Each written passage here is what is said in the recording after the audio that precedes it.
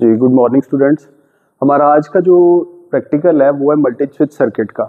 ठीक है, तो इस प्रैक्टिकल को स्टार्ट करने से पहले हम इसके बारे में जो बेसिक चीज़ें हैं उनके बारे में जान लें कि इसमें कौन सा मटेरियल यूज़ किया जाएगा, इसकी इनपुट सप्लाई क्या है और इसका यूजेज क्या है सर्किट का। तो मटेरियल की हम बात करते हैं।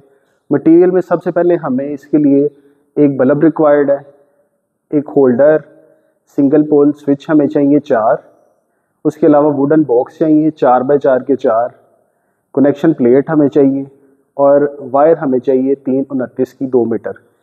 तो इनपुट सप्लाई की हम बात करते हैं। ये सर्किट जो कि हमारा सिंगल फेज का सर्किट है, तो इसके लिए हमें 220 सप्लाई जो है वो रिक्वायर्ड है। तो इसके यूजेज की बात करते हैं। ये सर्किट हमारा कहाँ कहाँ पे यूज़ हो सकता है। हम इसको प्रोडक्शन हॉल्स में यूज़ कर सकते हैं, वेयर हाउसेज में कर सकते हैं, हाउसेज में कर सकते हैं और अपने ऑफिस में कर सकते हैं। ये सर्किट किसी भी जगह इस्तेमाल हो सकता है। इस सर्किट का मकसद, जो ख़ास मकसद है इस्तेमाल का, वो ये है कि हम एक चीज़ को, एक लोड को, वो लोड बल्ब भी हो सकता है, वो लोड फ़ैन भी हो सकता है, कोई एमरजेंसी अलार्म भी हो सकता है, उसको हम मुख्तलिफ़ जगह से कंट्रोल कर सकते हैं। तो ज़रूरी नहीं है कि हम एक जैसे बल्ब है तो हम किसी प्रोडक्शन हॉल में जाते हैं तो हम उस बल्ब को एक ही जगह से ऑन ऑफ करेंगे, बल्कि हम उस बल्ब को 3 या 4 पॉइंट रख सकते हैं कि जहाँ भी हम अवेलेबल हों हम उसको, उसकी सप्लाई को कट ऑफ करवा सकते हैं। तो अब हम इसका प्रैक्टिकल परफॉर्म करके देखते हैं कि ये सर्किट कैसे ऑपरेट होता है। जी, ये हमारा मल्टी स्विच सर्किट है। ठीक है, इसमें हमने 4 स्विच यूज़ किए गए हैं और 4 स्विच से हम एक बल्ब को कंट्रोल कर रहे हैं। सबसे पहले इसकी इनपुट सप्लाई की बात करते हैं। ये मेन ब्रेकर है, इसको हम ऑन करते हैं। ये इसकी लोड की इंडिकेशन है। इसके अलावा ये वोल्ट मीटर यूज़ किया गया है। इस टाइम हमारे पास 400 के राउंड अबाउट वोल्ट आ रहे हैं। ये इसकी इंडिकेशन है तीनों फेज़ के लिए। चूँकि हमारे यहाँ पे 3 फेज़ सप्लाई आ रही है, अगर इसमें से कोई भी इंडिकेशन ऑफ होती है तो इसका मतलब है कि हमारा एक फेज़ मिस है, तो उसको हमें रूट करने की ज़रूरत है। लेकिन इस सर्किट के लिए हमें 220 सप्लाई रिक्वायर्ड है। ये हमने यहाँ से सप्लाई इसकी कनेक्ट की है और ये टर्मिनल प्लेट है, इस पर 220 सप्लाई आ रही है।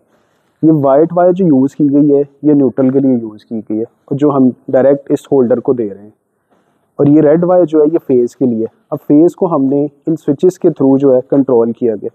फेज़ को हम किसी भी जगह डायरेक्ट नहीं अप्लाई करते, क्योंकि फेज़ को हमने कंट्रोल करना होता है, इसलिए हम स्विच के थ्रू या किसी ब्रेकर के थ्रू फेज़ को अपने सर्किट में रूट करते हैं।